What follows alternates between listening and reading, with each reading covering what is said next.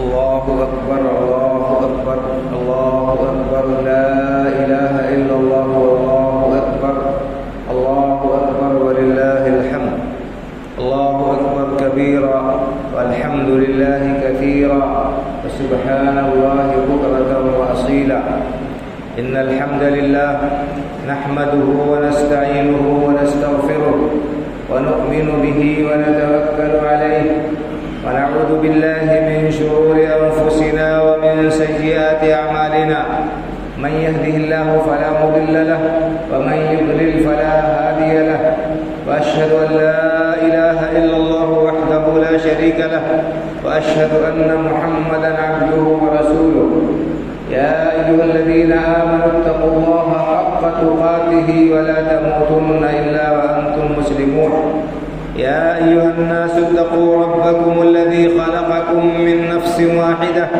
وخلق منها زوجها وبث منهما رجالا كثيرا ونساء فاتقوا الله الذي تساءلون به والأرحام إن الله كان عليكم رقيبا يا أيها الذين آمنوا اتقوا الله وقولوا قولا سديدا يصلح لكم أعمالكم ويغفر لكم ذنوبكم ومن يطع الله ورسوله فقد فاز فوزا عظيما أما بعد دینی و ملی بھائیوں اور بزرگوں اور خواتین اسلام، اللہ رب العالمین کا بے پایا فضل و کرم اور اس کا احسان ہے کہ اس نے ہمیں امن و عافیت کے ساتھ رکھ کر عید الاضحیٰ کا یہ مبارک اور خوشی والا دن نصیب فرمایا۔ اللہ رب العالمین سے دعا ہے کہ اللہ رب العالمین ہمارے اس عبادت کو اور ہماری نماز کو اور ہماری قربانیوں کو قبول کرے اور اس پر ہمیں دنیا اور آخرت میں بہترین بدلہ عطا فرمائے، آمین۔ بھائیوں اور بزرگوں اور خواتین اسلام، اللہ کے رسول صلی اللہ علیہ وسلم مدینہ منورہ پہنچے ہجرت کر کے۔ آپ نے وہاں دیکھا کہ وہاں غیر قوموں کے تہوار تھے جن میں وہ لوگ کھیل تماشے کیا کرتے تھے، لہو و لعب میں مشغول رہتے تھے۔ آپ نے صحابہ کرام رضی اللہ تعالیٰ عنہ اجمعین سے فرمایا کہ لوگوں، اللہ رب العالمین نے تمہارے لیے جاہلیت کے تہواروں کے بدلے یہ دو عظیم تہوار عطا کیے، ایک عید الفطر اور دوسرے عید الاضحیٰ۔ تو یہ دو تہوار اللہ رب العالمین نے ہمیں سال میں بخشے ہیں اور عطا کیے ہیں۔ ایک تہوار آتا ہے، ایک خوشی کا موقع آتا ہے، رمضان کا پورا مہینہ انسان روزہ رکھ کے گزارتا ہے۔ اس عبادت کی توفیق ملنے پر، اس ماہ مبارک کے اختتام پر وہ اللہ رب العالمین کا شکریہ ادا کرتا ہے۔ تو یہ 2 رکعت شکرانے کی نماز پڑھی جاتی ہے، عید الفطر کی نماز پڑھی جاتی ہے۔ اور یہ دوسری خوشی کا موقع ہمارے لیے آتا ہے عید الاضحیٰ کا، جہاں ہم پہلے نماز پڑھتے ہیں، اس کے بعد اللہ کی بارگاہ میں حسب استطاعت جانور کی قربانی پیش کرتے ہیں۔ تو اسلام کے تہوار انتہائی صاف ستھرے اور انتہائی قابل قدر ہیں۔ ان میں کوئی لہو و لعب نہیں، کوئی فالتو کام نہیں، اس میں کوئی ایسی چیز نہیں جو اللہ رب العالمین کو ناراض کرنے والی ہے۔ اور اسی طرح سے اس میں بندہ اللہ رب العالمین کی عبادت و بندگی کرتا ہے، اس کے سامنے سر تسلیم خم کرتا ہے، سجدہ شکر بجا لاتا ہے۔ تو ایک مسلمان کی پوری زندگی بھائیوں اور بزرگوں اسی طرح سے اللہ رب العالمین کی عبادت میں، اس کی اطاعت میں اور اس کے احکام کی تعمیل میں بسر ہونی چاہیے۔ یہ عید قربان کا موقع ہے، اس موقع پر ہم اللہ رب العالمین کی بارگاہ میں جانور کی قربانی پیش کرتے ہیں۔ اس عظیم قربانی کا کیا پس منظر ہے کہاں سے اس کا آغاز ہے اور ہمیں کس عظیم المرتبت ہستی کی اقتدا کرنے کا اور اتباع کرنے کا حکم دیا گیا ہے، یہ آپ نے بارہا سنا ہو۔ حضرت ابراہیم علیہ السلام اللہ کے جلیل القدر پیغمبر، اولو العزم رسول، اور ان کے لخت جگر حضرت اسماعیل علیہ السلام کا اللہ کے حکم کے سامنے سر تسلیم خم کرنے کا یہ جو واقعہ ہے، یہ ہمارے لیے بڑی عبرت اور نصیحت اپنے اندر رکھتا ہے بھائی اور بزرگوں۔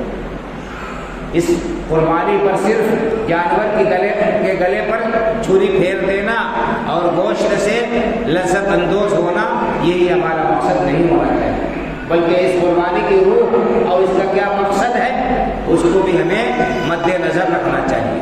یہ قربانی بھائی اور بزرگوں ہمیں یاد دلاتی ہے، ہمیں اس بات کی یاد دلاتی ہے کہ ایک بندے مومن کا شیوا و شعار یہ ہونا چاہیے کہ وہ اللہ رب العالمین کی رضامندی کے سامنے اپنے خواہش کو اور اپنے جذبات کو قربان کرتے ہیں۔ اللہ رب العالمین کی رضامندی کے لیے بڑی سے بڑی قربانی دینے کے لیے آمادہ اور تیار رہیں۔ یہ جانور کی قربانی تو ایک رمزی چیز ہے بھائی اور اللہ رب العالمین نے یہ بتا دیا ہے کہ اس قربانی سے انسان کا مقصد کیا ہونا چاہیے۔ اللہ رب العالمین نے رسول اکرم صلی اللہ علیہ وسلم کو خطاب کر کے فرمایا کہ فصل لربک وانحر، آپ اپنے رب ہی کے لیے نماز پڑھیے اور اسی کے لیے جانور قربان کیجیے۔ تو یہ ہماری نماز اور ہماری قربانی اور ہماری زندگی کا سارا کام اللہ رب العالمین کی رضامندی کے لیے ہونا چاہیے۔ اخلاص ہر عمل میں سب سے پہلی اور بنیادی شرط ہے اس کی قبولیت کے لیے۔ اگر عمل کے اندر اخلاص نہیں پایا گیا، اللہ الہیت نہیں پائی گئی، اللہ رب العالمین کی رضامندی کا جذبہ ہمارے دل میں اور نیت نہیں رہی، تو ہمارا کوئی عمل اللہ کی بارگاہ میں مقبول نہیں ہو سکتا ہے۔ تو یہ فصل لربک وانحر، اللہ رب العالمین نے حکم دیا کہ اپنے رب کے لیے ہی نماز پڑھیے اور اسی کے لیے قربانی کیجیے، تو یہ جذبہ کا رفع ہونا چاہیے۔ اسی طرح سے قربانی کی دعا ہم جو پڑھتے ہیں، انی وجہت وجہی للذی فطر السماوات والارض حنیفا وما انا من المشرکین ان صلاتی ونسکی ومحیای ومماتی للہ رب العالمین لا شریک لہ وبذلک امرت وانا من المسلمین۔ یہ دعا ہمیں سکھائی گئی ہے، اس میں ہم اللہ رب العالمین سے کیا اقرار کرتے ہیں، کیا اعتراف کرتے ہیں، ہم کس چیز کا اظہار کرتے ہیں اپنے زبان سے۔ اگر یہ چیز ہماری زندگی میں نافذ ہو جائے، اگر ہم اپنے اس اقرار پر کھرے اتریں، تو یقیناً ہمارا بہت ہی عظیم بات ہوگی یہ۔ اور اگر ہم نے صرف زبان سے ان الفاظ کو ادا کیا، ان کے معنی اور مفہوم کو نہیں سمجھے، ان کے کیا تقاضے ہیں ان کو پورا ہم نے نہیں کیا، ہم نے صرف رسمی طور پر قربانی کر لی، تو اس کا کوئی خاطر خواہ فائدہ ہمیں حاصل ہونے والا نہیں ہے۔ ہم کیا کہتے ہیں، انی وجہت وجہی للذی فطر السماوات والارض حنیفا وما انا من المشرکین، یقیناً میں نے اپنا چہرہ اس ذات کی طرف، اس ہستی کی طرف پھیر دیا جس نے آسمان و زمین کو بغیر سابقہ مثال کے بنایا۔ وہ عظیم ہستی جو ہر چیز پر قدرت رکھتی ہے، جس کی عظمت اور جس کی کبریائی کی گواہی یہ آسمان و زمین دیتے ہیں۔ اتنا زبردست آسمان، 7 آسمان ہمارے اوپر ہیں، اور اتنی زبردست زمین، اس کو بنانے والا وہ اللہ ہے۔ اس پروردگار کے سامنے میں اپنا چہرہ کر دیتا ہوں، میں نے اپنا رخ اس پروردگار کی طرف کر لیا۔ حنیفہ، تمام معبودان باطلہ سے کٹ کر، تمام دنیا سے الگ تھلگ ہو کر اکیلے اللہ رب العالمین کی طرف میں مائل ہوں۔ وما انا من المشرکین، اور میں مشرکوں میں سے نہیں ہوں، شرک سے میں بالکل بری اور بیزار ہوں، شرک سے میں متنفر اور دور۔ بھائی اور بزرگوں، یہ توحید ہونی چاہیے، اللہ رب العالمین کی وحدت، اس کی عظمت، اس کی کبریائی اور بڑائی کا احساس کرتے ہوئے اس کی توحید پر گامزن رہنا چاہیے، اور اسی کے لیے عبادت کے ہر کام کو چھوٹے بڑے انجام دینا چاہیے۔ شرک کا شائبہ بھی اس کے اندر نہیں ہونا چاہیے۔ قولی طور پر اور عملی طور پر انسان کو شرک سے دور رہنا لازمی اور ضروری ہے۔ کیوں؟ اس لیے کہ اگر کسی بھی عمل میں شرک پایا گیا تو وہ عمل اللہ کی بارگاہ میں مقبول نہیں ہو سکتا ہے۔ حدیث پاک میں اللہ کے رسول صلی اللہ علیہ وسلم نے ارشاد فرمایا، حدیث قدسی ہے کہ اللہ تعالیٰ فرماتا ہے، انا اغنی الشرکاء عن الشرک من عمل عملا اشرک فی کہ میں پارٹنروں میں شرکا میں سب سے زیادہ بے نیاز ہوں۔ پارٹنر ہوتے ہیں، آپس میں مل کر کام کرتے ہیں اور ایک دوسرے سے ان کے مفادات وابستہ ہوتے ہیں، ایک دوسرے کا پاس و لحاظ رکھتے ہیں، ایک دوسرے کی دلجوئی کرتے ہیں، خیال کرتے ہیں۔ اللہ نے فرمایا میرا کوئی پارٹنر، میرا کوئی شریک نہیں، میں شرکا سے بالکل بے نیاز ہوں، مجھے ذرہ برابر بھی شرک گوارا نہیں۔ انا اغنى شرکا یعنی شرک من عمل عملا اشرک فیہ معی غیری ترکتہ وشرکہ، جس شخص نے کوئی بھی ایسا عمل کیا جس میں اس نے میرے ساتھ کسی کو شریک ٹھہرایا تو میں اس سے اور اس کے شرک سے بالکل باز ہوں، مجھ کو اس کی کوئی حاجت اور ضرورت نہیں ہے۔ تو یہ توحید ہونی چاہیے، اللہ کی وحدانیت کا اقرار کرتے ہوئے اور اللہ ہی کی رضامندی اور خوشنودی کے لیے عمل کرنا چاہیے۔ اور ریاکاری کو بھی شرک اصغر کہا گیا ہے بھائیو، کہ انسان کام کرے نیک لیکن نیت اس کی یہ ہو کہ لوگوں میں اس کی شہرت ہو، لوگوں میں اس کا نام ہو، لوگوں میں اس کو جو ہے مقبولیت حاصل ہو یا اس کا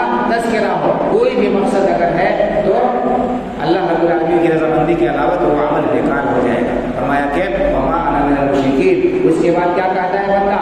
ان صلاتی و نسکی و محیای و مماتی للہ رب العالمین، یقیناً میری نماز اور میری قربانی اور میرا جینا اور میرا مرنا سب اللہ رب العالمین کے لیے، میرا جینا اللہ رب العالمین کی رضامندی کے لیے اور میری موت بھی اللہ رب العالمین کے دین پر آئے گی۔ انسان اس بات کا اقرار کرتا ہے، اس بات کا اعتراف کرتا ہے، اس عزم کا اظہار کرتا ہے بھائی اور بزرگوں۔ تو یہ بات جو ہم کہتے ہیں اس کا لحاظ بھی ہمیں کرنا چاہیے، صرف زبانی طور پر ہم ان الفاظ کو، ان کلمات کو ادا کر لیں، ان کے معنی اور مفہوم کو نہ سمجھیں اور ان کا جو پیغام ہے، اس کی جو تعلیم ہے اس پر ہم عمل نہ کریں تو یہ بڑے خسارے کی بات ہوگی، بڑے گھاٹے کی بات ہوگی، بڑے نقصان کی بات ہوگی۔ کہا کہ ان صلاتی و نسکی و محیای و مماتی للہ رب العالمین لا شریک لہ، پھر انسان اقرار کرتا ہے کہ ہم سارا کام جو کرتے ہیں، اپنی بدنی عبادت، مالی عبادت، نماز، روزہ اور جتنے بھی قربانی سب اللہ رب العالمین کے لیے، اس میں اس کا کوئی شریک نہیں۔ وبذالک امرت، مجھے اسی بات کا حکم دیا گیا ہے کہ میں اللہ کی توحید کو اپناؤں، اللہ کی توحید کو اختیار کروں اور اس کی توحید پر جمع رہوں، اسی پر جیوں، اسی پر مروں۔ وَأَنَا مِنَ الْمُسْلِمِينَ، اور میں مسلمانوں میں سے ہوں، میں اللہ رب العالمین کے سامنے سر تسلیم خم کرنے والا ہوں۔ اسلام کے معنی آتے ہیں تابع داری کے، اسلام کے معنی آتے ہیں سر جھکا دینے کے۔ تو انسان اس بات کا اقرار کرتا ہے کہ ہم اللہ رب العالمین کے حکم کے سامنے سر خم کیے ہوئے ہیں، اللہ رب العالمین کے حکم کے سامنے ہم نے سر جھکا دیا ہے۔ یہ ایک بندے مومن کا اقرار ہے بھائی اور بزرگوں، اس اقرار پر قائم رہنا یہ ہماری ذمہ داری ہے، یہ ہماری ذمہ داری ہے۔ تو یہ دعا پڑھی جاتی ہے لیکن ضروری نہیں ہے۔ اگر کسی کو یاد ہے یہ دعا قربانی سے پہلے تو پڑھ لے، بہتر ہے۔ اگر نہیں یاد ہے تو کوئی حرج نہیں ہے، بس بسم اللہ اللہ اکبر کہہ کے جانور ذبح کر دے، یہ کافی ہو جائے گا۔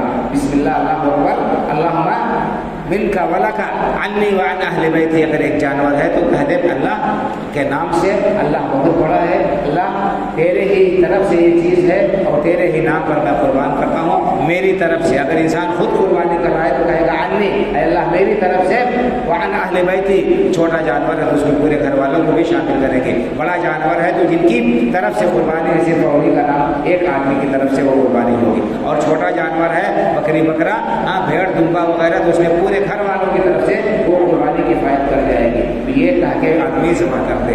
اگر نام نہیں لیا قربانی کرنے والے کا، نیت دل میں ہے تو یہ بھی کافی ہو جائے گا، یہ بھی کافی ہو جائے گا، نام لینا ضروری نہیں ہے، اولا اور بہتر ہے۔ تو ہمیں چاہیے کہ ہم قربانی سنت کے مطابق کریں اور اسی طرح سے قربانی کے علاوہ اور دوسرے جو کام ہے ہماری زندگی کے دوسرے معمولات ہیں، وہ سب نبی کریم صلی اللہ علیہ وسلم کی سنت مطہرہ کی روشنی میں انجام دینا چاہیے، تاکہ اللہ رب العالمین ہمارے اعمال کو قبول کرے، ہمارے اعمال کو اللہ رب العالمین کے یہاں شرف قبولیت حاصل ہو اور ان پر ہمیں اللہ رب العالمین کے یہاں اجر و ثواب مل سکے۔ یہ چیزیں ہیں بھائی، ہمیں کا خیال رکھنا چاہیے۔ اسی طرح سے اسلام نے ہمیں تعلیم دی ہے کہ ہم پڑوسیوں کا خیال رکھیں، ضرورت مندوں کا خیال رکھیں، اور اللہ رب العالمین نے ہمیں جو قربانی کی توفیق اور سعادت بخشی ہے، اس میں سے ہم ضرورت مندوں اور محتاجوں کو بھی دیں اور دوسرے رشتہ داروں کو بھی ہدیہ کریں۔ تو قرآن میں جو آیا ہے کہ فَكُلُوا مِنْهَا बाइस फकीर, कुर्बानी का गोश्त खुद भी खाओ, ज़रूरतमंदों को और मोहताजों को भी दो, तो ऐसा होना चाहिए। लेकिन ये लोग जो समझते हैं कि कुर्बानी के जानवर के, कुर्बानी के गोश्त के 3 हिस्से बराबर बराबर करने ज़रूरी है, एक हिस्सा खुद खाए घर में रखे, एक हिस्सा हदिया करे और एक हिस्सा गरीबों और मोहताजों को दे, ये कोई ज़रूरी नहीं है। 3 हिस्से बराबर बराबर करना ये ज़रूरी नहीं है। जैसा मौका हो, जैसी ज़रूरत हो, उसके मुताबिक इरशाद करें। अगर ज़रूरतमंदों को ज़्यादा हाजत है, ज़्यादा ज़रूरतमंद है, तो ज़्यादा हिस्सा, ज़्यादा गोश्त ज़रूरतमंदों को दे दे। अगर जो है कम है ज़रूरतमंद, इंसान 1/3 से ज़्यादा रखना चाहे तो रख सकता है, लेकिन ऐसा नहीं कि सारा अपने पास में रख ले और दूसरों का ख्याल ना करे, ऐसा नहीं होना चाहिए। बहरहाल 3 हिस्से कुर्बानी के गोश्त के बराबर बराबर करना ये ज़रूरी नहीं है। जितना हो सके इसमें से इंसान तो ज़रूरतमंदों को भी दे, अपने मुतारफीन, मुताल्लिकीन और रिश्तेदारों को हदिया भी करे, खुद भी खाए, खुद भी उसमें से खाए। ये आदाब हैं। इसी तरह से इस्लाम में भाइयों सफाई सुथराई का बहुत ज़्यादा हुक्म दिया है, ताकीद की है कि हम सफाई सुथराई का ख्याल रखें। सफाई सुथराई नज़ाफ़त इस्लाम का जुज़ करार दिया है और तकलीफ पहुँचाना लोगों को इस पर लानत आई है। रास्तों में, खुली जगहों में ऐसी चीज़ें, गंदगी और आलाइश डाल देना, ये इस्लाम की तालीमात के सरासर मुनाफी है। इसलिए हमें चाहिए कि हम जब कुर्बानी करें, उसकी जो आलाइश निकलती है उसको मुतय्यना जगहों में ले जाकर दफन करें या वहाँ पर डालें, या ऐसी जगह उसको इस तरह से डंप करें कि लोगों को तकलीफ न पहुँचे।